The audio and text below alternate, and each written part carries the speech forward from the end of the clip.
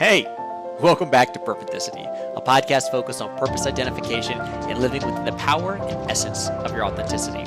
This week, we're joined by Isaiah DavisAllen, who's a professional lacrosse player for the Chesapeake Bayhawks. Isaiah has a really interesting story and walking the road less traveled for African Americans in our country and becoming a professional lacrosse player, and highlights his focus on leveling the playing field in athletics, in education, and holistically the opportunities for peoples of color.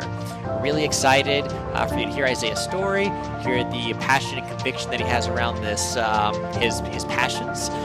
So tune in and enjoy the show. Good morning, everyone, and welcome back to Purpenthicity. We've got a great episode ready for you today with Isaiah DavisAllen joining us today from Virginia. Isaiah is a professional lacrosse player. He plays midfield for the Chesapeake Bayhawks, and he's a supporter and representative of It Could Be Me. So, Isaiah, thanks so much for being with Austin and I today. How are you doing? Good, guys. So how are you? Wonderful. Hey, living the dream, man. Living the dream. Look, I'm excited anytime that we get a University of Maryland graduate, in our show and on our Inspirance. So, I put my Terp shirt on today, although I'm typically repping Under Armour in some capacity. So, yeah, super happy to have you here. But yeah, I see it. Okay, see, Derek, this is a University of Maryland thing. There's obviously a cult following of Under Armour. I don't think I've ever seen you with anything other than Under Armour on. Well, It's a Maryland thing. It's a Maryland thing. And look, we're talking with Kevin Plank, ultimately trying to get a sponsorship deal, really interested in Purpenthicity here. So, I don't want to, let's keep it on the hush, but We'll send him this episode. Yeah, exactly. A little nudge. Yeah. So cool, guys. Before we dive in, Isaiah, I'd love for you to not only let Austin and I know more about your background, but also our listeners. Could you tell us a little bit about yourself? Yeah. So some background from me. So I'm from Springfield, down in Virginia in Fairfax County. I would say for me, growing up, I was always just an athlete, right? Like, especially being in Fairfax County, that's a big focus is just athletics. I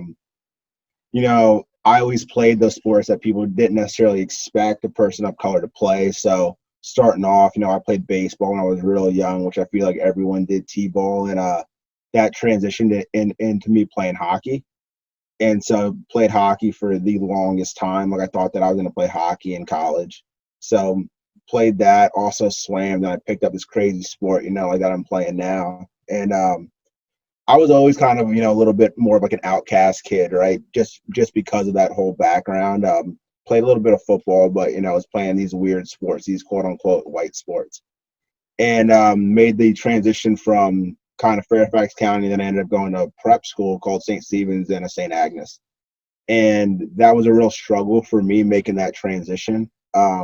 Coming from kind of where I came from and making the transition in St. Stephen's, St. Agnes, I wasn't used to, people up that way, coming from the money that they came from, and kind of just the overall like racial breakdown at that school was different for me and in my experience. And then made the transition from there into the University of Maryland, and I would say that's when I kind of morphed less of an outcast and more of, a leader, captain type player.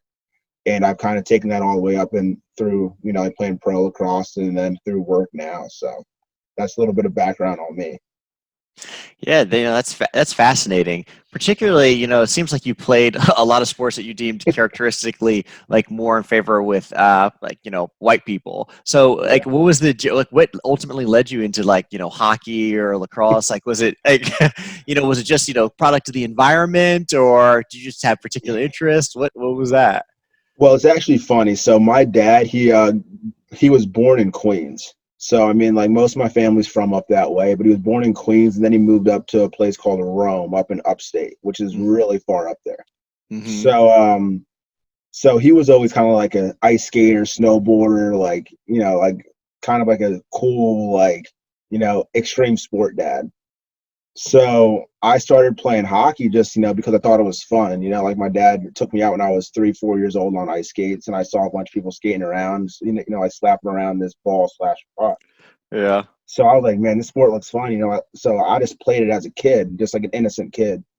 And I didn't experience a lot, in, let's say, Fairfax area, but just being in Virginia, we would travel down to like the Blue Ridge Mountains, like Appalachia, and down a little bit south. And then, I realized that, I was a player of color.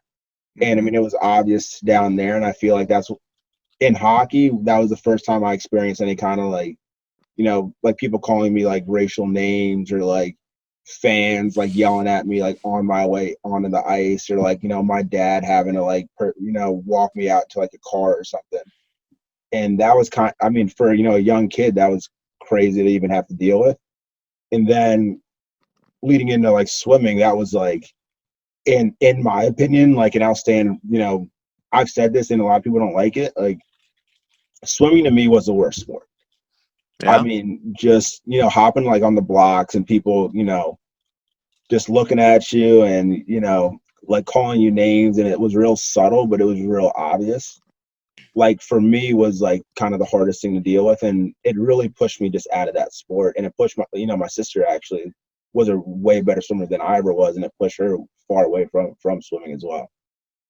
So I guess what led you to your sweet spot of, I guess, lacrosse, where certainly, you had a tremendous amount of success at the University of Maryland, two-time captain, national champion, and ultimately played professional lacrosse there. So, what was ultimately the push or the catalyst for your love of lacrosse?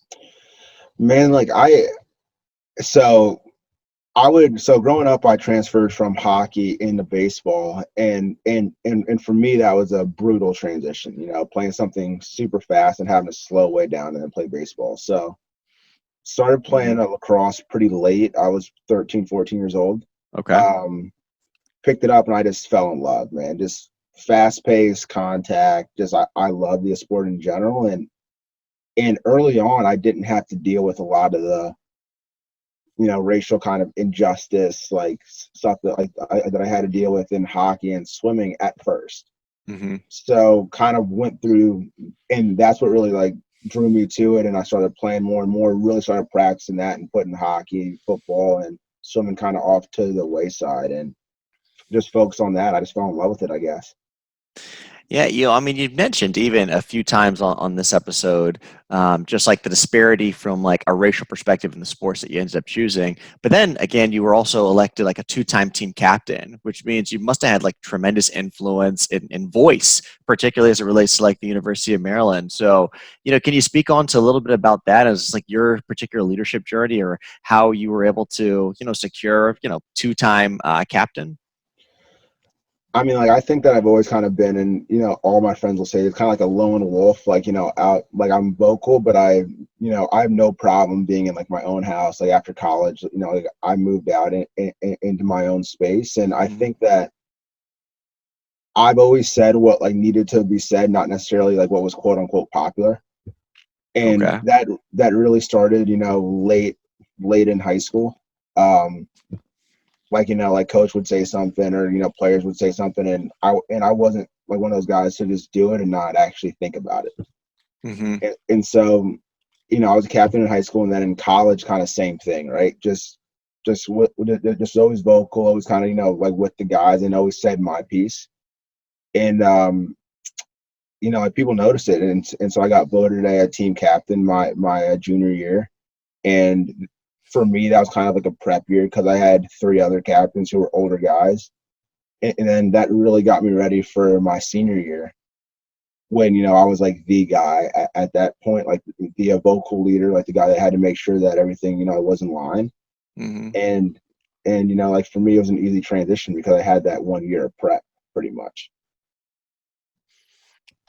Question I have for you is if you took sports away from Isaiah, what's left there to like push you and drive you? Like what wakes you up in the morning? I mean, honestly, like I just like to compete. Like, sports is like obviously, a big part of that, but in work and in everything, like I like to compete. And in my opinion, part of competition is everyone has to be kind of on the same playing field and given the same like opportunity. And when I looked around at the opportunities that people were given at my prep school at St. Stephen's and St. Agnes in comparison to my middle school, that was the first time where I kind of noticed, okay, like not everyone is starting off here on the same plane.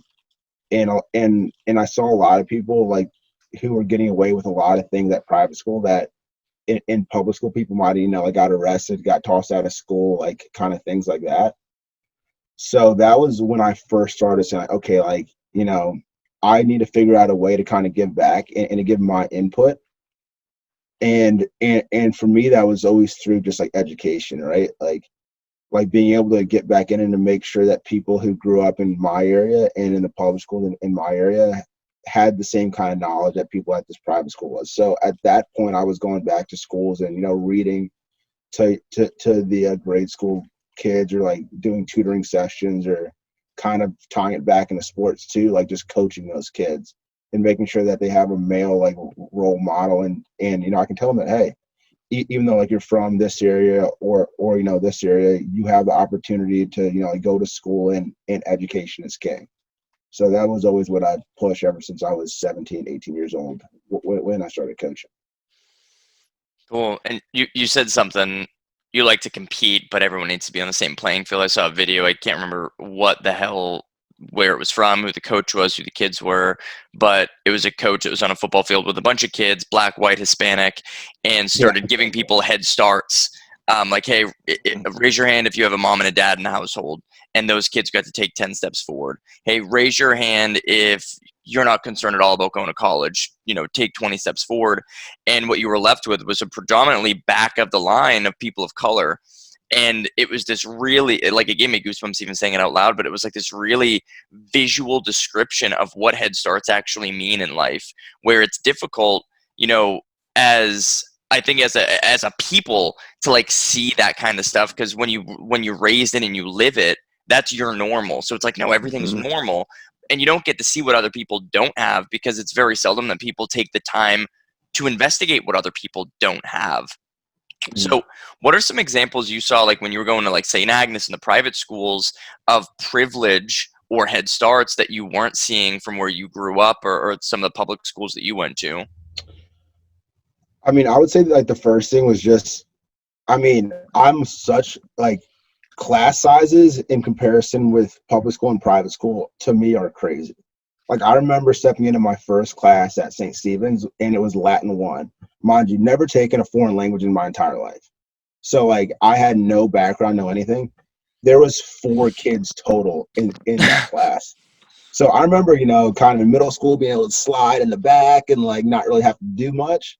That was just like not an option. So I would say like teacher to student ratio was kind of a big thing like that I saw in private school. And I mean, like, it's bad to say, but like that's what those parents paid for, right? Like is that ratio. And then a second thing I saw was just, there was no kid who was paying full tuition, because we did have like our scholarship kids, like I was one of them, like, but there was no kid there paying full tuition that, one, like didn't have a car, and two, like wasn't given some kind of like head start. So like there were so many instances where someone would get in trouble, and if the person was a scholarship kid, they got kicked out off the rip.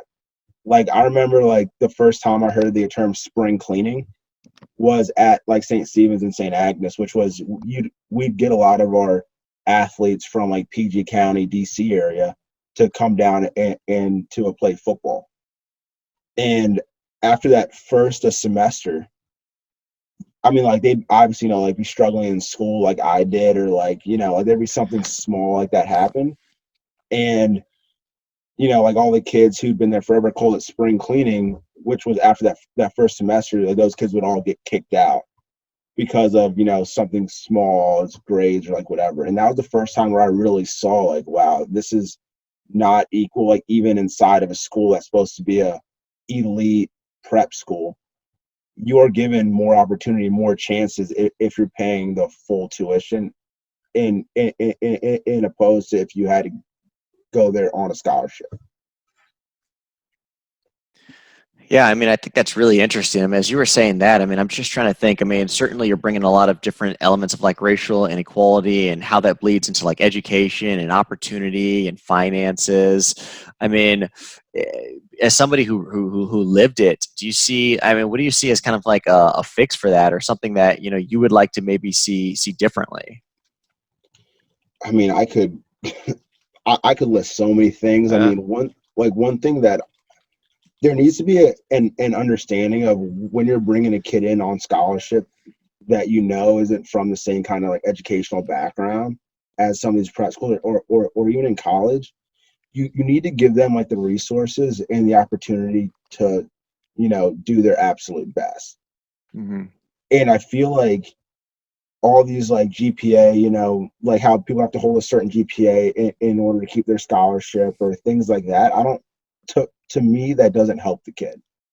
Because I remember when I first came in and I consider myself, a pretty smart kid and, come from a good, just like educational background.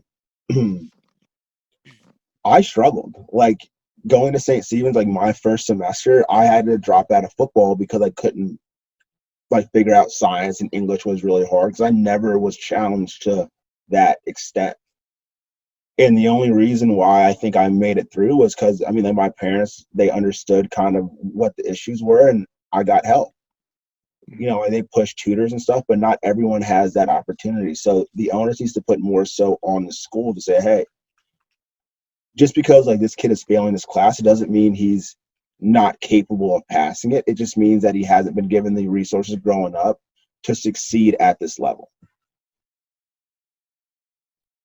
So it sounds like you got pushed from the background, from the parents, right? And you went to a private school that had, it sounds like, thin standards when it came to scholarship kids, right? I hear an opportunity where, at the end of the day, I think from even an income perspective, there's always going to be disparity in opportunity from like low, average, and upper class people, like what there's access to, which I do think is partially bullshit. But is there an opportunity to look more at parents in public schools? Private school is always going to be a lesser opportunity because there's smaller amounts of private schools. So there's always going to be less opportunity to go to a private school. Kind of what I just picked up like holistically is you had parents that acknowledged you were struggling and got you tutors, which I don't know if that was at a cost or if that was a free resource in the community, or like there were other people like Isaiah back when you were a kid that wanted to give back to you. How would you differentiate those two things of like putting your success at a young age, looking at your parents to give back to you? Because I think that really takes back to like even the story that I just told, like it sounds like you were raised in a household with a mom and a dad who took an investment in you. And we may be going deep down a rabbit trail, but like that's how I kind of picked up on you. It's like you had two parents that like really pushed you. Public school is a shit show. How can we make that better? Man, just like I was kind of saying earlier, like I think that there needs to be just more teachers, right? Like there needs to be, like, to me, like you don't get a lot done like at a young age with some of these class sizes. Now I can only speak from back when I was there. Like I don't know what it currently is, but when I was there, it was probably one teacher per 35, 40 kids. And I don't think that you get a lot out of it. And if you want to, as a student, like you can kind of hide. Yeah, no, that resonated with me strongly when you said that. And so like that's step one, and two is less so about public school, but more so about the area just in general. Like there needs to be a way for these kids to express, like themselves. And I've seen that more so, not in Fairfax County, but in like Baltimore City or in like DC, where, like I look outside and, like I'll, play like blacktop basketball or something on like a Wednesday during like my lunch break or something. And there's like half of the high school there. And I'm like, wait, like, aren't you guys supposed to be in school? Like, kind of like, what's going on? And then I'll talk to them, and then they'll be like, well, like, we got this program cut, or, like, I used to, like, really enjoy going to music class, but that got cut. Like, and these kids in some of these areas don't have any opportunity to express themselves outside of the actual classroom. And so in turn, I feel like that leads to a lot more issues because they're trying to find their own fun. And that's kind of where I've tried to do my part in, trying to give back, obviously, like athletically, but there needs to be people that can give back to these kids in every other way that they want to express themselves. Like whether it's music or, if someone's real into science, have, like some resources to where they can dig more, into that. But there's just such a lack of resources in some of these areas. It makes me sad. It makes me pretty upset.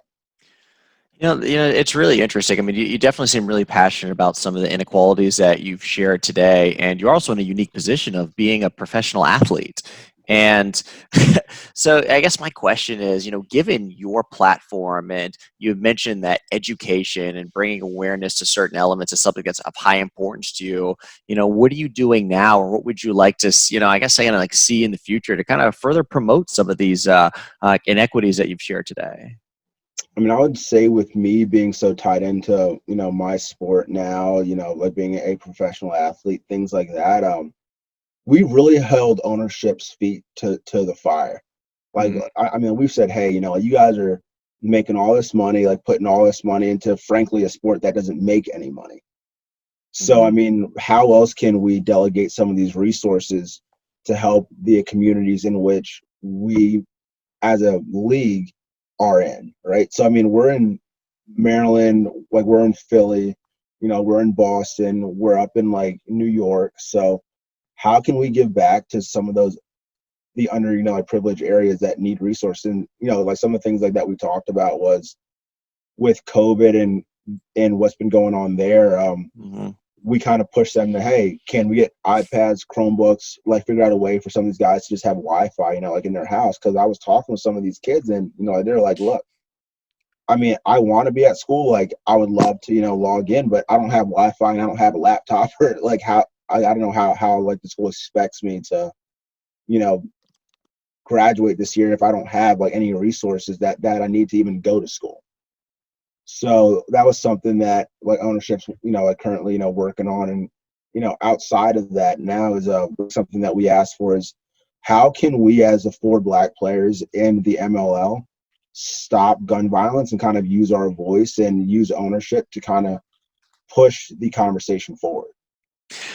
You made an interesting point there about trying to push the conversation forward, but being even just, I mean, certainly a minority in the United States of America, but even a minority within, the MLL, one of four Black players. I think, is that what you said, right? Or at least on your team, or is that in the league? League. In the league, yeah. I mean, Yeah. that's fascinating. So, in terms of, I mean, how being in such a minority, are you being able to use your voice? You're being able to talk to people in ownership, to take your stand. I would say at first it was really difficult. So when we were first got there to the MLL bubble for our tournament,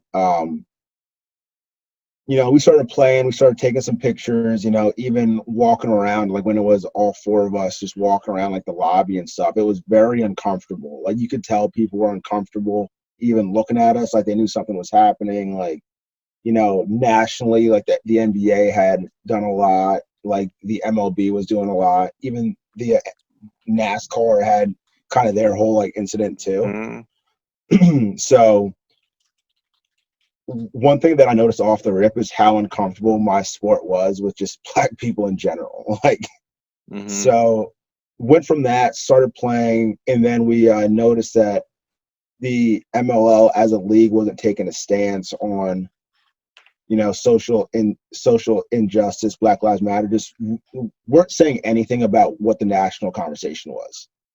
And we, brought it up to the commissioner, and his response was, well, we didn't, want to take a stance, so we didn't want to post like any pictures involving like you guys in general. So then, mind you, that's after like 2.5 hours of conversation and us drilling him. Hmm. So I mean, like people like were crying, people were yelling. It was a really emotional conversation, and so then we got to that point, and so we told him, okay, well, that's unacceptable. Like this needs to change. Like, and what he did is he went to ESPN and he had the national anthem and us standing at the 50-yard line at the face-off dot be on national television. And I was like, okay, well, so that's a good start. And then after the whole tournament, we spoke again as a group of four, players of color, saying, okay, well, just like I said earlier, we don't want the conversation to stop there. What else can we push like ownership for? And we tied in, like a few people that are like more so like on the national level and understand politics and understand ownership and are way older and way smarter than all of us are. And we came up with kind of a list, and we said, okay, well, like we want to have conversations with the justice system in all these cities to say to ask them what we can do to kind of stop gun violence and to kind of mend some of those bonds broken between them and, the community that they're supposed to be, I guess, protecting is the word. And, like voting rights and, making sure that we try to have polling stations in some of these areas, camps, clinics, scholarship. Like, it's a list of long things, but we are really pushing ownership. And to my surprise, they've met a lot of what we've asked for. And, they're currently working with the NBA on, like getting polling stations up in some of these areas that don't have them. We're working on the scholarship fund. We're working on the camps and clinics. So we're moving forward, and it's been rather quick. And I think a lot of that starts with us really pushing for it. Yeah, that's a tremendous share and a tremendous story. I'm even stunned that you said that there's just only 4 black players in the league, and to be able to really make that type of demand to ownership and say that, hey, we want our voices to be acknowledged. These are the things that are important to us, and then to see take some progress with that I think is tremendous. As you think about just professional lacrosse moving forward, which there is such a inequity in terms of minority representation. As one of being, one of the black figures in the sport, what can we do to, shift that balance for future generations so that there's not such a stark disparity as there is today? Yeah, to kind of answer that question, I'm gonna have to go all the way back to youth. There's a whole governing body just in the sport that hasn't done a great job of trying to shift the culture in general. I'd say the sport of lacrosse has a giant culture issue that hasn't changed for 100 years. This sport is the oldest sport here. I remember, kind of take a sidetrack, but I remember looking at the Hopkins Maryland record, and our first game was in 1884. So that's how old the sport is, and it hasn't shifted a lot. And my conversations with kind of leadership in the governing body in the sport is, hey, one, the sport needs to be cheaper. The fact that it costs almost $1,000 to get kids, helmet, gloves, all this stuff in order to even start playing is barrier to entry issue. And number 2, there needs to be some kind of standard sheet or standard that if a racial action of X happens, the consequence is Y and Z. Because growing up, I remember someone telling me something or someone calling me the N-word on the field, or a coach saying something, or a parent, and me bringing it up to coaches and it's stopping there. Nothing else happening. It was kind of a big he said, she said thing. And I had an experience as a coach dealing with the same issue. I was coaching a team in PG County, playing up at a tournament up in Howard County. And, my team was probably about 75% black, and a really good team. And, we were beating this team who historically had been really good. And, a kid said something to one of my players, and I was like, okay, this is a problem. So I brought it up to that coach. And the coach goes, okay, well, I'll talk to him. So he talks to him, comes back, and he says, well, he said, that he didn't say it, so I don't know what you want me to do. And at that time, as a coach, I was fresh out of school, so I was 22 years old. I didn't know where else to go at that point. I was like, well, what do I do? So I ended up calling the owner of that club team and saying, look, here's the issue.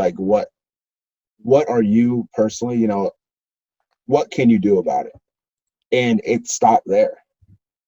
It never moved forward. And in my opinion, that's why people of color don't want to play the sport, because I've lost so many kids coaching in PG County, DC, Baltimore to, oh, okay, I'll try this kind of new game, play it, something like that happens. And then the kid goes, well, why am I playing a sport that I don't know a ton about, and there's no one that looks like me, and I get called all these names when I can play football and basketball, and that's a non-issue. So I think it's a giant culture shift that needs to happen, and I think that the sport, that represents what's kind of happening nationally. Basketball, everyone tries to use like this example of, well, the NBA and the NFL are doing this. Like, why can't your sport, I do it too? And I'm like, hey, this sport is what's actually happening nationally. Like the NBA and the NFL, they don't represent kind of the breakdown of what the country looks like right now. And it's sad to say, but I mean, in my opinion, my sport is a microcosm of what's happening nationally. Mm-hmm. Go ahead, Derek. Yeah, I was just gonna ask, like, I had no idea that lacrosse was so old and had such history. I googled it, and there's some dates back to like the 17th century in Canada, like some version of lacrosse. Yeah. But you're right, like even me, dude, I don't know like anything about lacrosse. I think my brother maybe played lacrosse, but I've messed around with a stick a couple times. But even I grew up in like a suburb of Boston. I don't know if lacrosse just wasn't big up there or something, but like it sounds like, is the sport gaining traction from a popularity perspective? I know like Major League Lacrosse only has like 6 teams in it, so it's still relatively small, right? Yeah, so it's gaining a lot of popularity in specific regions. It's always been very regional. When I was growing up, I mean, just give you guys some background, like my uncle played too. So I'm the second, a generation of an African American player in my family to like play lacrosse. Like, my uncle was an all-state player in Jersey, played at Rutgers, like was a pretty good player. And at his time back in the 80s, it was Jersey, Baltimore, Long Island, like, and then there was a random few kids from like Boston area and then upstate. And that was it. Now, and then in my time, Texas started to play, the West Coast, started to play. And then kind of after that, now it's currently becoming a lot more national. Like, there's good players coming out of kind of everywhere now. And I would say the sport doesn't necessarily like that. Coaching with, like some of these old school guys and playing with a lot of guys who have played for a really long time, there's like a certain kind of person that's supposed to play lacrosse. And you have to look at it less as a sport and more of a network. Because at the end of the day, no one's making millions of dollars. People are kind of hand-picking who they want in their network, and it's more so about jobs after school. And that's when it gets really hairy with who people want to let in. Well, it's really interesting, particularly when you see the correlation between like how many major prep schools, which is another like filter for privilege, are prominently known for lacrosse teams, and it just kind of goes up. These prep schools are getting into the higher, more prestigious universities. And so it kind of keeps stacking up on each other.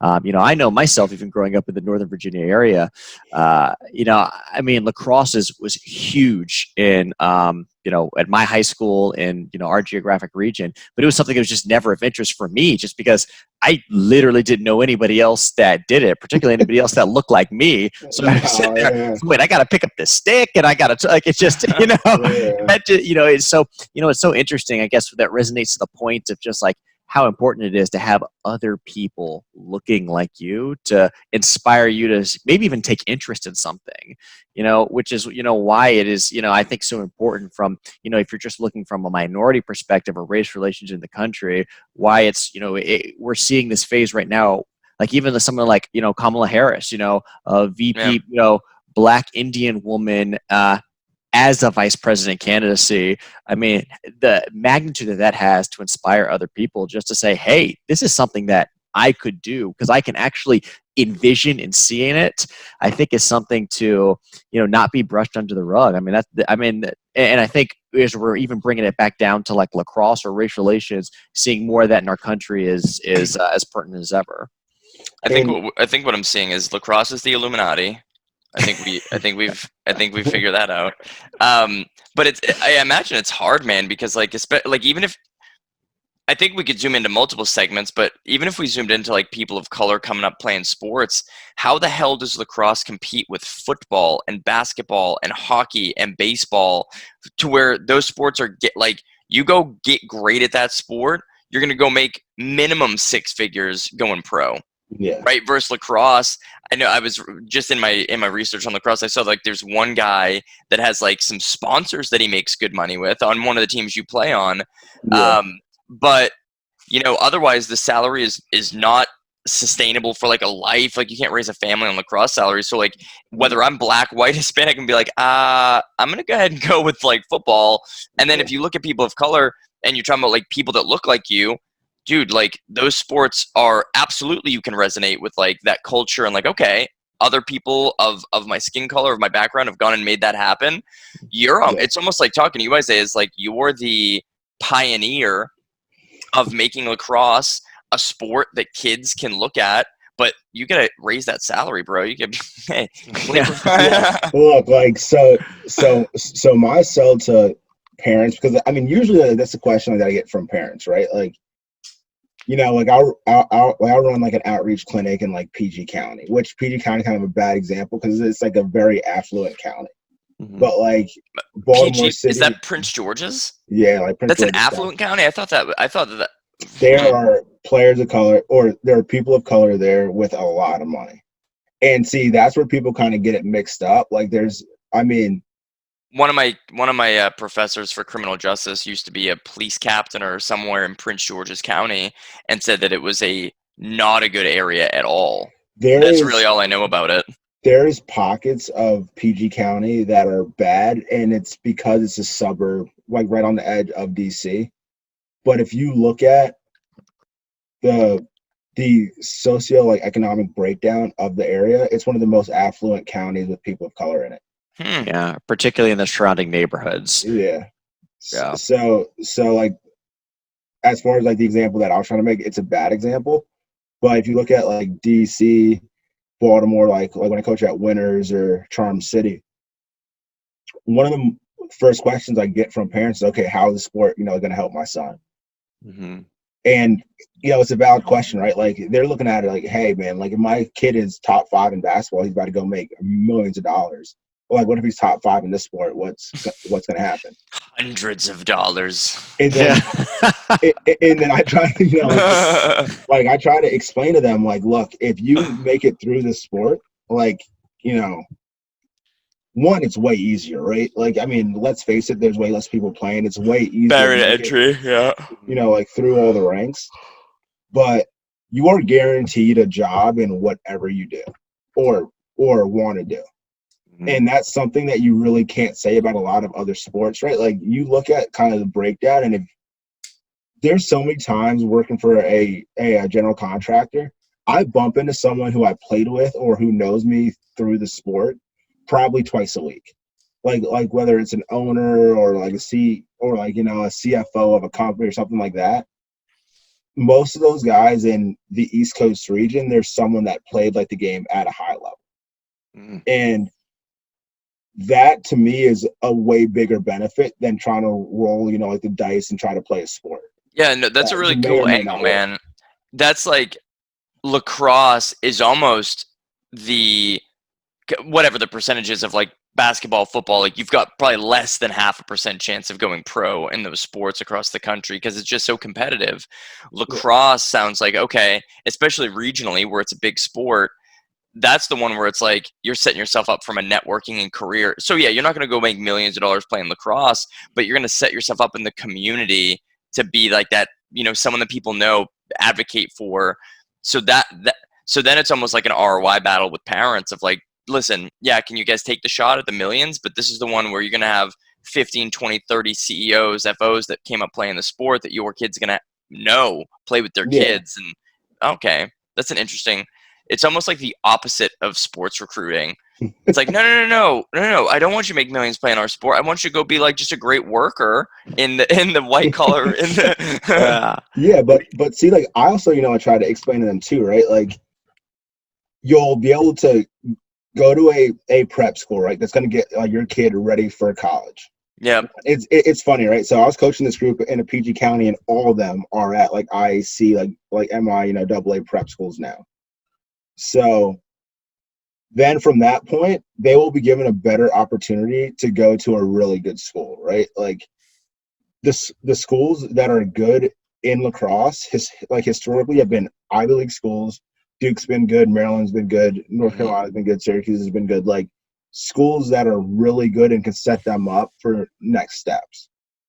And, coaching nations, coaching like PGLC, like coaching some of these kids, like I'm old enough to the point where kids like that I coached back in late high school and college are now like starting to verbal to some of these schools. And all of them are going to like, I have 3 kids, going to Yale. I have 2 kids going to Dartmouth. I have kids going to North Carolina. Like, that's really the end game there, right? Like, let's bring a kid out from an environment where none of his parents went to college, kind of all that. And all right, here's an opportunity, run with it. Mm-hmm. And I mean, it's bad to say and people are not going to like it. It's just easier playing lax than playing football or basketball or any of those other sports. It's just an easier path. Well, it's also a path less traveled. Yeah. Which, okay, cool, easier, but that's just because you're seeing a massive opportunity that other people aren't seeing. That doesn't make it easy. It means that you've already gone through the shit. You can see the path. And now it's about educating other people on that path. It's like, listen, because I'm sure that parents push their kids into basketball and football and baseball so they can go to school for free. Now, there's a billion colleges with baseball programs, Division 1, 2, etc. So, like, I think there's relatively okay odds if you're decent, you can go play for free. But it sounds like lacrosse, go build yourself a high school repertoire of being good at lacrosse, and like you pick where you want to go. And it sounds like a guaranteed path that I don't think is easy. I think that you've just figured it out. I think that you just see the entry for it. Well, that's an interesting comparison because it almost seems like going down lacrosse and setting yourself up, building foundations of education and network is better positioning you for like the long game. Whereas perhaps maybe football or basketball, sliver shot of making it big. And even if you do make it to those leagues, the average, being a professional athlete, such a small, short window. And then, when you're done, like, what do you do after that? Yeah. Precisely versus, being kind of in this track when you're talking about opportunity and how that's divided up in our country, having an education to fall back on, having networks of influence, that are in your circle that you can be able to rely upon is tremendously impactful. And I think, plays, an element certainly into, the disparity of power. So yeah, I think that's a really fascinating element of it. And, I was going to go ahead, Austin. Well, I was going to say, I mean, I think that's a really interesting twist and tie into, It Could Be Me and, your affiliation with It Could Be Me, Isaiah. So if you wouldn't mind just giving a brief background, for our listeners on, what It Could Be Me stands for to you and what you'd like, to be put on loudspeaker on this platform for it. Yeah. I mean, where do I start? I mean, I would say that It Could Be Me, like for me is kind of a call for action for everyone, right? Like, we spoke a little bit earlier about what happened with me in the MLL. Mm-hmm. I would not have been able to get as much traction if I didn't have the support of my, white teammates, white coaches, right? Mm-hmm. And one thing that really resonated with me early was the fact that It Could Be Me looks at everyone like across all backgrounds and pretty much says that you should not be silent. Mm-hmm. If you see an act of racism or if you see a inequality, that you need to stand up and say something about it.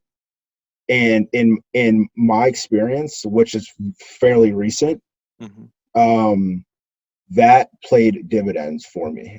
I think that if it was just us four standing up for an issue in the sport and calling for ownership to make these changes, it would not have gotten the same amount of traction as if how it happened, where all of the players backed us up. Mm-hmm. That to me is a big piece of it. And then kind of the second piece of, it could be, whoever is just education, like being financially, literate. That's something that I think can change right now and something that people can attack right now. And just like I was talking about with my sport and like the network and where people are, there's no excuse why my sport can't be kind of at the forefront of just educating like some of these areas. And there's a lot of guys that do it and a lot of guys, frankly, that don't want to. But their cards, in my opinion, need to be put on the table, and we can really make a big difference here. Absolutely. I mean, given your path, your platform as a professional athlete specifically, I mean, look, you have influence. People are listening and watching and doing that. And I think if more people, particularly people who were not who were the majority had that same type of emphasis, man, I think you'd see a lot more change in our country or even in that sport. Yeah. I mean, I just think that we're in a unique position where where a lot of like kind of the base of our sport and a lot of like what people say like the hotbeds are in areas that need us the absolute most, right? Like Baltimore, hotbed for the game. Like Baltimore City needs people to go in there and educate and to stand up for some of those areas, right? Yeah. And obviously, like there's this big split of like Baltimore County kids, Baltimore City kids, like kind of that split. But I mean, like you look at that, and then like you look at Philly and what's going on with some of these charter schools and public schools in Philly, like. That's an area that historically has had really good players and players that should be in those areas giving back. But, like the powers that be also like, need to make sure that there's these opportunities for players to slide back into those areas and to reach back out and to stand up. And through some of my conversations, it's, my role is trying to educate people who are in pro lacrosse right now, I think. Because I think there's a giant split between people that understand the overall issue of what's going on and people that don't like understand it at all and don't want to get involved. So, I mean, over the last 2-3 months, I've done a lot of just trying to educate, trying to explain to them like what it's like. And, like I hate always kind of, like picking on sports, but that's kind of my realm. Like I try to explain to them how my experience in the lacrosse is different than theirs. And how, frankly, like it was a little bit harder for me, like than it was for you. And not that I think that you guys are bad guys or anything. You guys just don't understand. And then trying to tie that into the national conversation over what's going on with like tops and certain areas and just education level. No. I mean, I appreciate you sharing that. I know that's certainly close to the chest for you. That's one of the reasons why we decided to partner with It Could Be Me and certainly bring awareness to the fact that, hey, like it could be me, it could be you, it could be, your coworker, your classmate, whatever the case may be. So Isaiah, we appreciate, your really raw insight today, particularly as it relates to your story, what you're doing with the MLL, and really just trying to be a voice and advocacy for a lot of the social movements that are going on in our country today. We appreciate your message, and we appreciate you being on our podcast. Thanks, guys. I mean, like it was a great conversation. So, thank you for giving me this platform to kind of express myself and to try to educate the general population. Yeah, man. Keep it up. We need more people who look like you sharing the message that you're sharing. And for our listeners in the Virginia area, go to Isaiah's next game and say you saw him on Purpenthicity. You'll do unlimited autographs.